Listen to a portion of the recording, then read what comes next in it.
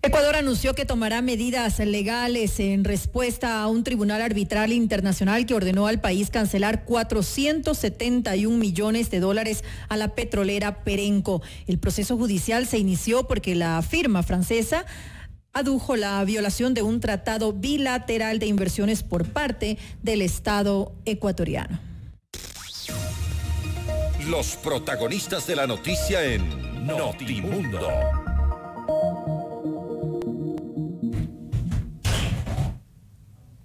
Nos acompaña el Procurador General del Estado, Íñigo Salvador. Muy buenas tardes, gracias por estar aquí. Buenas tardes, señorita Bayona. Quisiera hacer, antes de empezar la entrevista, una breve reseña de en qué se basó Perenco para hacer esta demanda.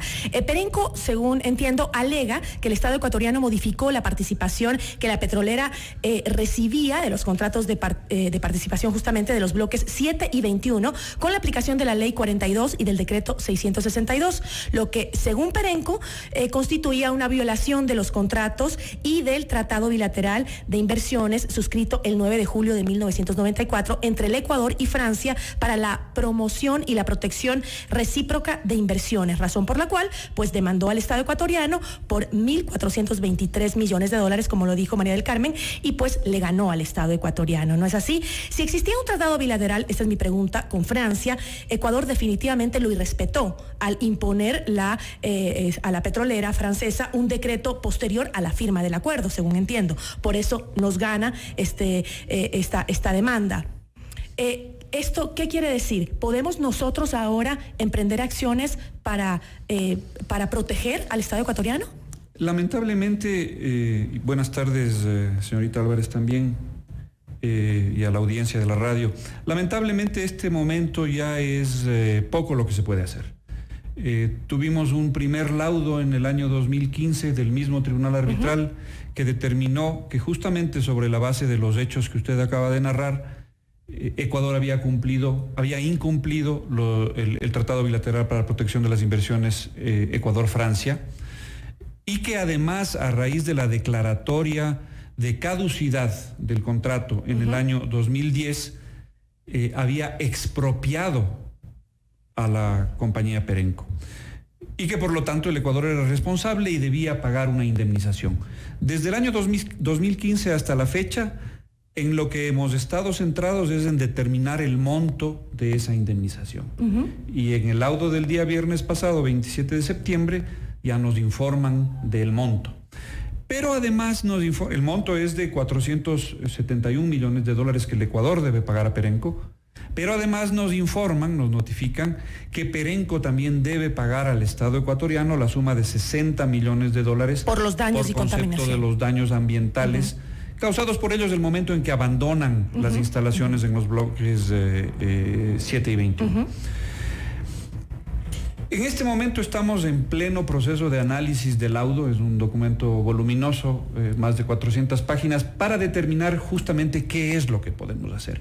No son muchas las opciones que tenemos. La una, que sería demandar la nulidad del laudo, tendrá que ajustarse a las causales que el tratado del CIADI establece para demandar la nulidad. Si es que eso es posible, demandaremos la nulidad. Ahora, doctor Salvador, entonces no se sabe todavía, no se tiene claro si es posible acogerse justamente a alguna de esas causales para dar paso a una acción de nulidad. Recibimos el laudo el día viernes.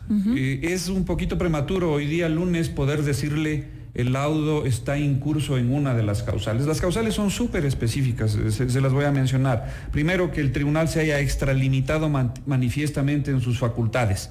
Es posible, tenemos que determinarlo. Que el tribunal haya quebrantado de forma grave una norma de procedimiento. Habrá que establecerlo revisando cómo se llevaron adelante las diferentes fases procesales. Y tercera, la falta de motivación del laudo, es decir, que el laudo no tenga que las decisiones tomadas en el laudo no tengan un fundamento suficientemente explicado. Hay otras dos causales que las dejo por fuera porque me parece que no vienen particularmente al caso. La una es la corrupción de algún miembro del tribunal. Si eso no lo pudimos establecer en el pasado, dudo que en el momento actual podamos hacerlo. Y la otra, que el tribunal se haya constituido incorrectamente. El tribunal ya resolvió sobre su propia jurisdicción. No fue uno de los temas que el Ecuador haya alegado en su momento. El Ecuador, de acuerdo con el convenio del CIADI, tiene 120 días para demandar la nulidad. Naturalmente no nos vamos a demorar esos 120 días porque en el ínterin la compañía Perenco obviamente va a tratar de ejecutar ese laudo. Pero ya se determinó la responsabilidad del Estado ecuatoriano en el año 2015, es decir, han pasado 4 años y no se hizo absolutamente nada para buscar una solución. El laudo del año 2015 no era un laudo definitivo. Era un laudo parcial. Era un laudo parcial. Y por lo tanto no estaba sujeto en ese momento a la nulidad, que ahora sí es una posibilidad. Estamos auscultando eso. Probablemente en el transcurso de esta semana ya podamos saber si es que vamos a demandar, y si es que encontramos los fundamentos suficientes, demandaremos la nulidad. Las otras opciones son, la otra opción que podría subdividirse en dos, es pagar. Pero 411 millones de dólares es una suma exorbitante. Y en la situación económica que tiene el país. Exactamente. Piense usted que en semanas anteriores el gobierno hizo una emisión de bonos para completar el presupuesto del Estado de este año.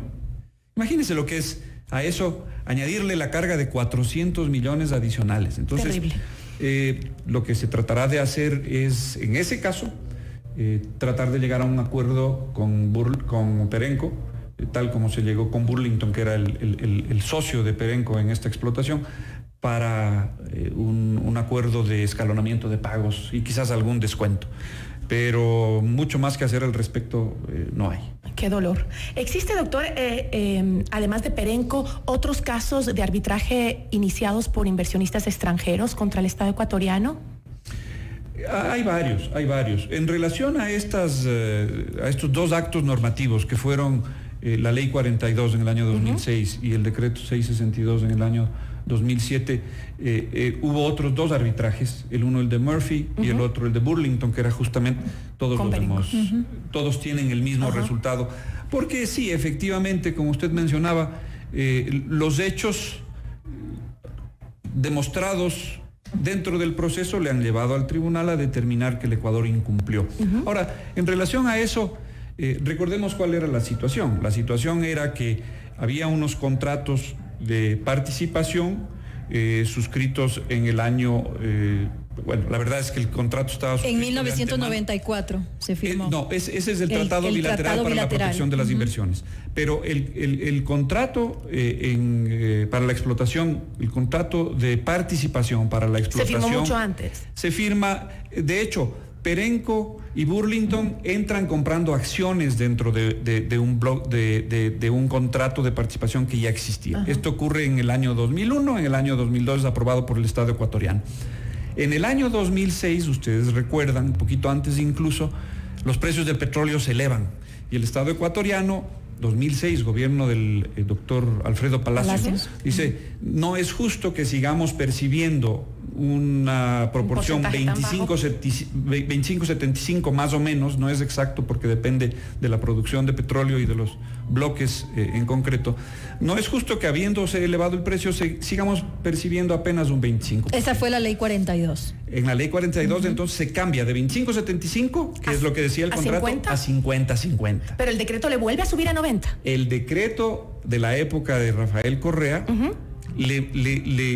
le reduce aún más el margen a la compañía Perenco, que es el 1% frente al 99% del Estado. Ahora, doctor, ¿había una forma de modificar esos porcentajes para que sean más beneficiosos, obviamente para el Estado ecuatoriano, pero sin tener que caer en la violación de un decreto internacional, del TBI? Lo que nosotros hemos mantenido, cuando digo yo me refiero al Estado ecuatoriano, esto no es algo que yo haya mantenido, esto mantuvo la defensa del Estado ecuatoriano desde el inicio del arbitraje en el 2008, es que el contrato nunca se violó, porque el contrato se refería a la producción, al precio de inicio del contrato, es decir, un promedio mensual del momento del inicio del contrato, es decir, año 2002. Esta modificación del porcentaje de percepción por parte del Estado opera solamente respecto del excedente del precio con motivo de la subida de precio. Entonces nosotros hemos mantenido, el Estado ecuatoriano ha mantenido, en realidad, modificación del contrato no hubo. Lo único que se hizo es tratar de restablecer el equilibrio contractual. En el excedente. En el excedente. Pero en el excedente no estaba determinado dentro del contrato. No, los excedentes, la producción extraordinaria no estaba determinada. O sea, un incremento en los precios de petróleo no estaba. Pero ese era un argumento súper válido para pelearla. Era un argumento súper válido, pero el Tribunal Arbitral no lo ha considerado así. ¿Pero por qué no lo ha considerado? Si no está dentro del contrato. Yo creo que a la final lo que tiene incidencia directa es el hecho de que cuando Perenco abandona la explotación, abandona las instalaciones del bloque de 7 y 21, el Estado ecuatoriano declara la caducidad. Y entonces ahí sí se entiende como que hubo una apropiación por parte del Estado ecuatoriano de toda la producción que le habría correspondido a la empresa francesa sus bloques. Exactamente. Esa es la consideración que hace el Tribunal Arbitral. Pero ¿por qué resultan siempre desfavorables para nosotros los arbitrajes internacionales? ¿En qué estamos fallando constantemente, doctor Salvador? Los tribunales arbitrales son recurrentes en decir que el Estado ecuatoriano viola los tratados bilaterales de inversión por actos legislativos, actos administrativos del Ejecutivo e incluso actos del Poder Judicial. Lo cual deja además una pésima imagen internacional para el país. Es que lo que queremos es justamente conseguir inversionistas extranjeros. Entonces, ¿qué hay que hacer? Hay que establecer una cultura de cumplimiento de la ley y de cumplimiento de los contratos dentro de la administración pública. Los convenios internacionales. Y de los convenios internacionales. Sobre todo. No hay que dejar de lado y dejar de mencionar el hecho de que el actual sistema de arbitraje internacional sí es un sistema que está diseñado especialmente para proteger a los inversionistas. De modo que ello puede tener que ver en esa tendencia.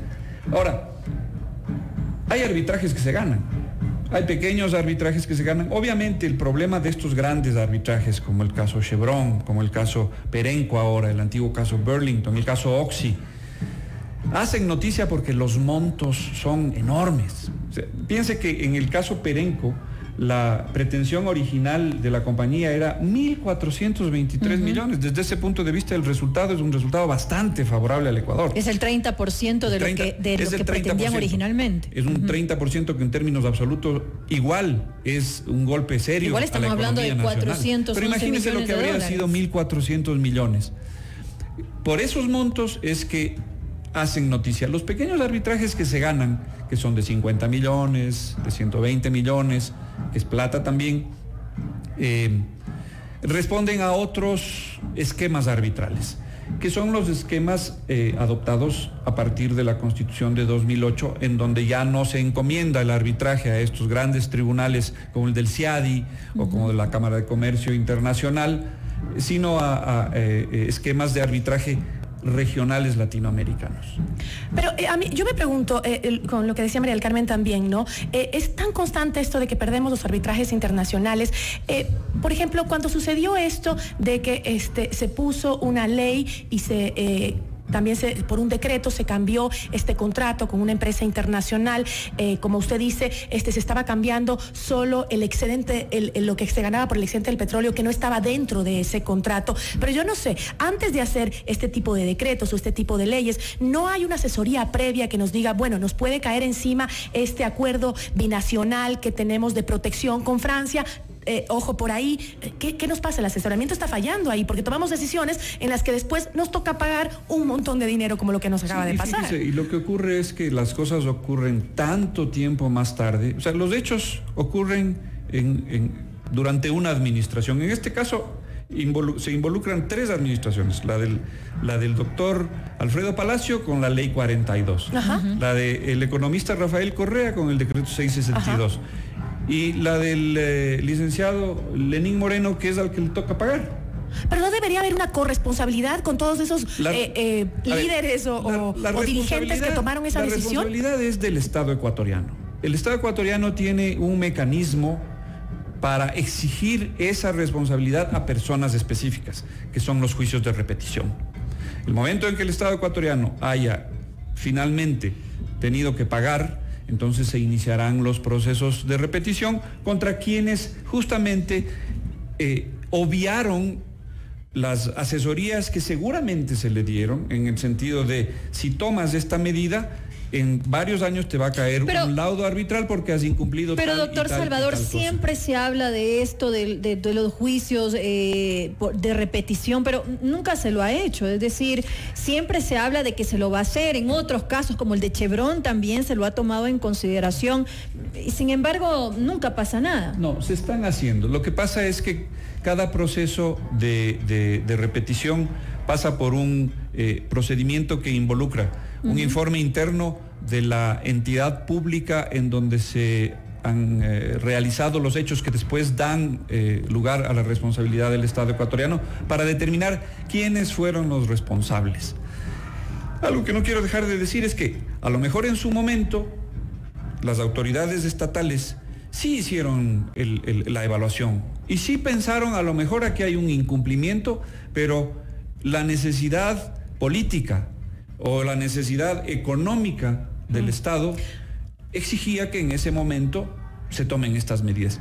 Yo sí creo, por ejemplo, que es relativamente razonable pensar que si los precios del petróleo aumentaron, no es justo que el Estado ecuatoriano no se beneficie de ese aumento de los precios del petróleo.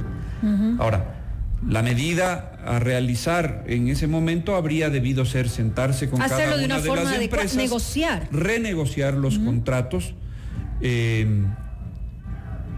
y tratar. Hubo empresas que siguieron explotando y que todavía están en el país a pesar de esas modificaciones. Otras decidieron simplemente irse al arbitraje.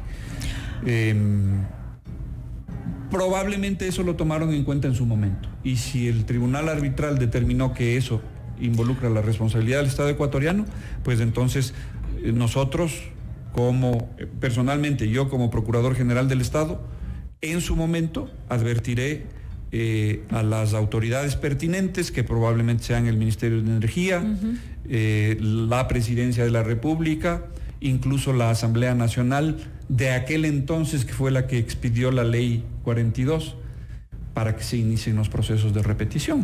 Ahora, 411 millones de dólares repartidos entre todos los culpables, no hay forma de que los paguen. Ahora que tenemos esa tremenda deuda que pagar, cuéntame cómo avanza la recuperación del dinero de Odebrecht que el presidente pidió que se le demande para que nos paguen por todo el daño de corrupción que causaron en el país. Estamos avanzando, menos rápido de lo que quisiéramos, es la verdad. Inicialmente se pensaba, se era bastante más optimista en el sentido de que en un plazo de 90 días habríamos podido terminar el tema. La verdad es que hay tanta información que procesar con el propósito específico de determinar cuál es el monto del perjuicio. Primero, cuál es el monto de las contrataciones, cuáles son los rubros indemnizatorios y finalmente cuál es el monto del perjuicio, para exigirle a Odebrecht, esto es lo que ustedes nos deben. ¿Cuánto tendremos esa cifra? Y ver si es que ellos están en capacidad de pagar ese monto. ¿Cuándo tendremos esa cifra, perdón? Difícil decirlo. Yo confío en que podamos tener un resultado de todo este proceso antes de fin de año. Pero doctor Salvador, ¿no estamos ya un poco tarde frente al proceso que inició justamente Odebrecht amparándose en la legislación de quiebras? ¿Qué garantía podemos tener entonces? O sea, en realidad eso nos puede complicar. La legislación de quiebras de los Estados Unidos a la cual se ha acogido la compañía supuestamente Odebrecht no le afecta a la compañía que operaba aquí en Ecuador. Pero además hay un tema, y es que lo interesante de la legislación estadounidense es que lo que busca es justamente garantizar los pagos a los acreedores.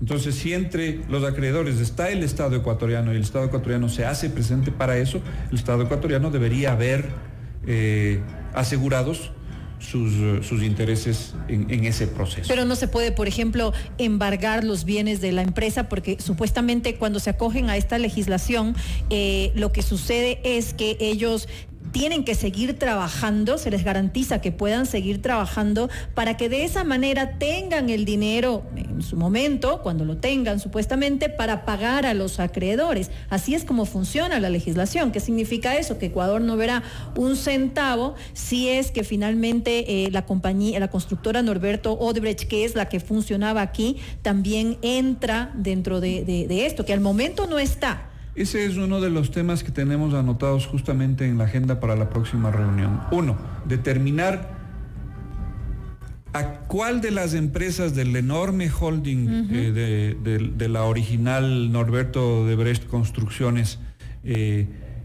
pertenece la operación en el Ecuador, y si esa operación se encuentra protegida por la legislación. Según yo tengo entendido, la constructora Norberto Odebrecht pertenece a OEC, que es Odebrecht Ingeniería y Construcciones. Dentro de esto se encuentra la constructora con la que trabajaba, con la que cerraba los contratos Ecuador. Sin embargo, en este momento no está dentro de las empresas que se están acogiendo a la legislación de quiebras. Sin embargo, son garantes de otras empresas del conglomerado que sí están dentro de las que se busca extender a esta protección judicial, y con eso Ecuador ahí sí tendría un problema serio.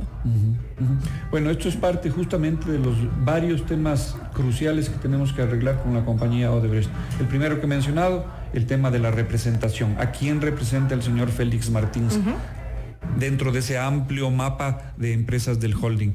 Y segundo, cómo van ellos a garantizar el pago del monto que se determine deban pagar al Estado ecuatoriano. Justo ahora que regresemos de una pausa que tenemos que hacer, vamos a escuchar un audio que tenemos de Félix Martins acerca de este tema. Así que regresamos y entramos con ese audio. Notimundo.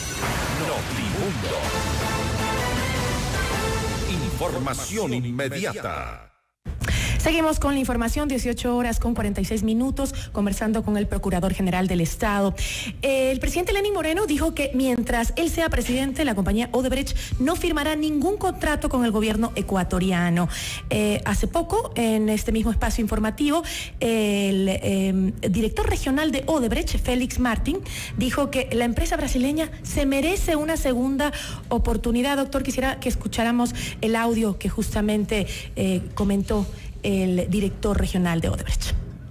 Hay casi que 4 puntos básicos, en resumen, que dispone estos tratados. Que si una empresa reconoce sus errores, cambia su actitud empresarial, ¿no? Implementa un compliance robusto, serio,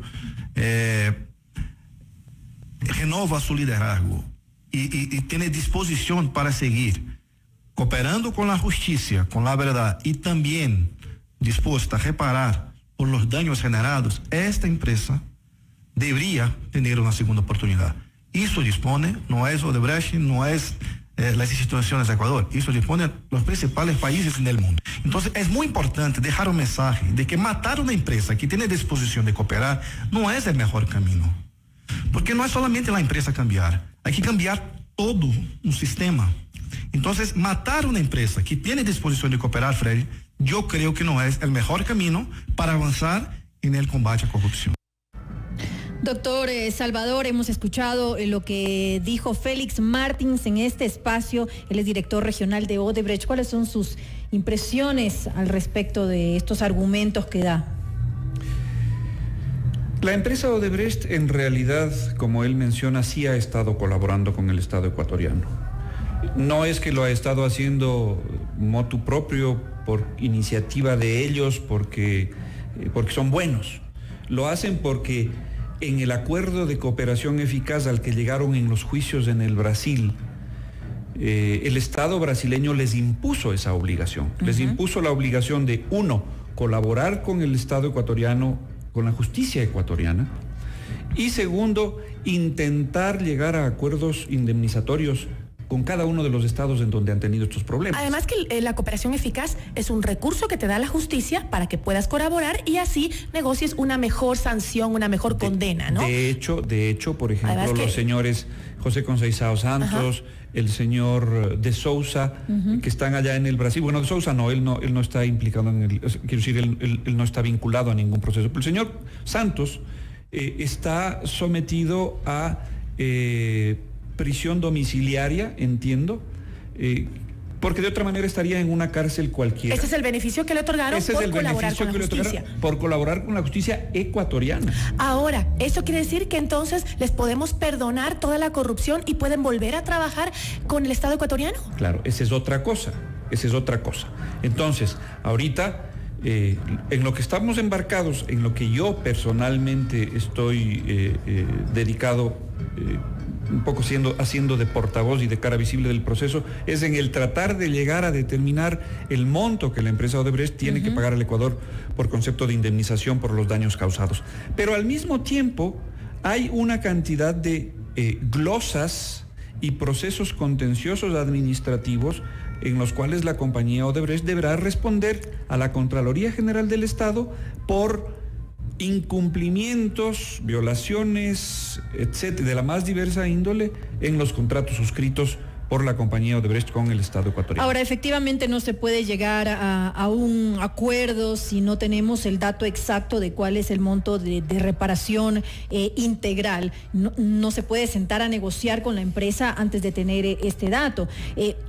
Ahora, ¿la empresa Odebrecht está efectivamente vetada de realizar contratos con el Estado o ustedes están dejando una puerta abierta? A principios de este mes, Lenín Moreno, como lo decía Gisela, dijo que no se iba a hacer absolutamente nada con la empresa hasta que ellos hagan una reparación integral por los daños causados por la corrupción, hasta que ellos colaboren justamente con nuestras autoridades para dar solución a esto. Pero ¿se va a dar contratos?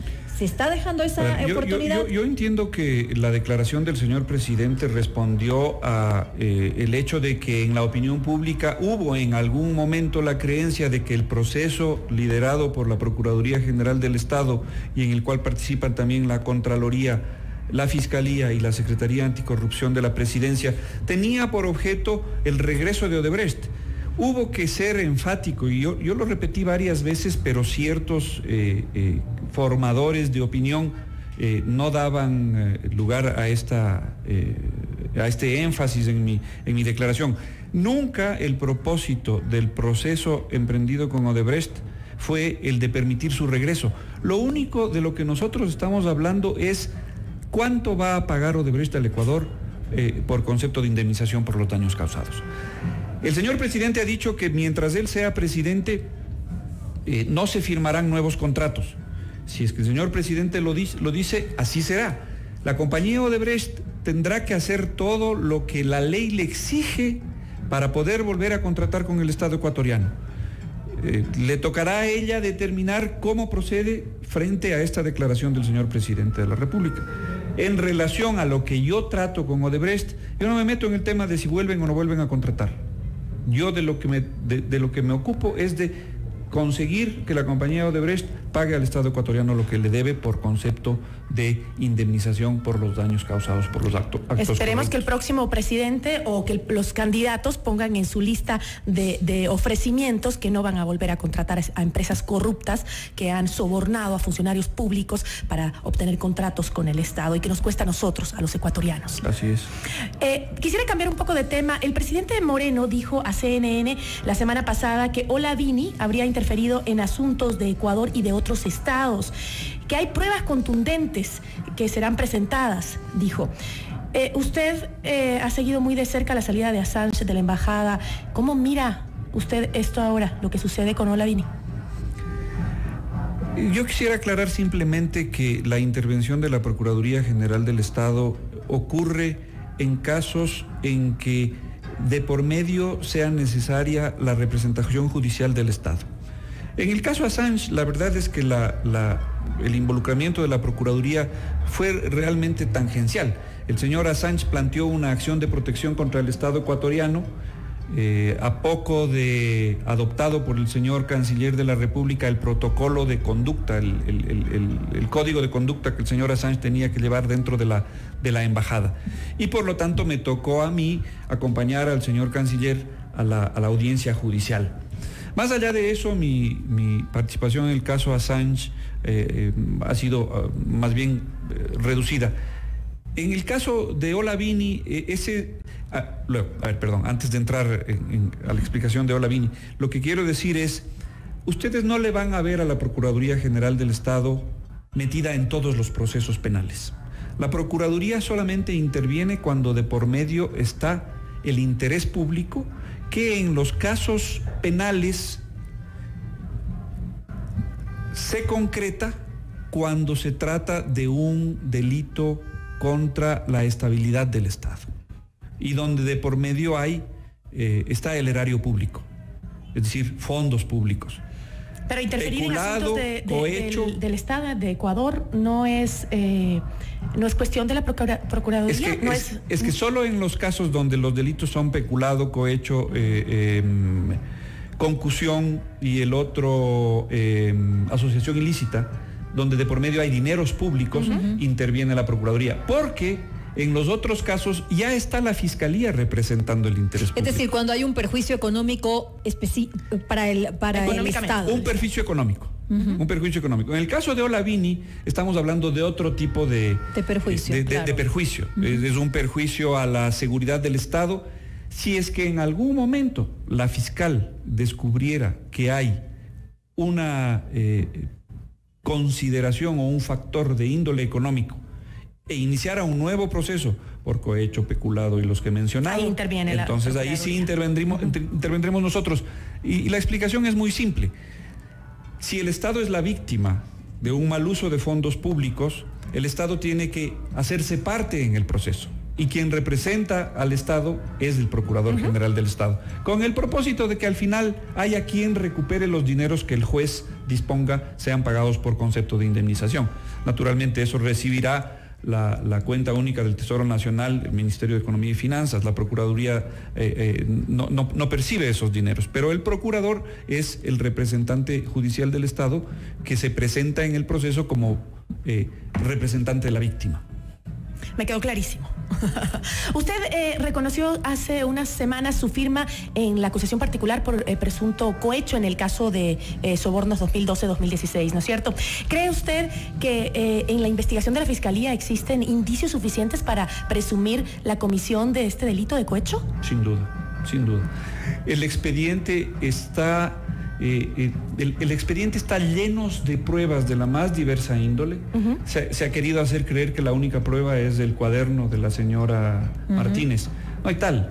Hay una cantidad de otras pruebas que son archivos informáticos, facturas y sobre todo las declaraciones de todos los que han rendido sus versiones son coincidentes en el sentido de que ahí se estableció un sistema criminal muy sofisticado en el cual había quienes decidían, quienes establecían los contactos con las compañías, que generalmente eran funcionarios de altísimo nivel, ministros que eran los que siempre rotaban. Si ustedes se fijan, los ministros implicados en el caso sobornos 2012-2016 son siempre los mismos ministros que iban de un lugar a otro. Que rotaban dentro de la función del Estado. Nunca dejaron de ser ministros, nunca dejaron de ser funcionarios. Entonces ellos hacían los contactos con las compañías a las cuales exigían un cohecho. Eso se determinará probablemente en el proceso. Si es que eran las compañías las que ofrecían y los funcionarios recibían, o si es que los funcionarios exigían y las compañías tenían que hacerlo. Al parecer es esta segunda opción, porque si no les daban nuevos contratos. Pero entonces, ¿hay elementos suficientes para probar responsabilidades? Sin duda.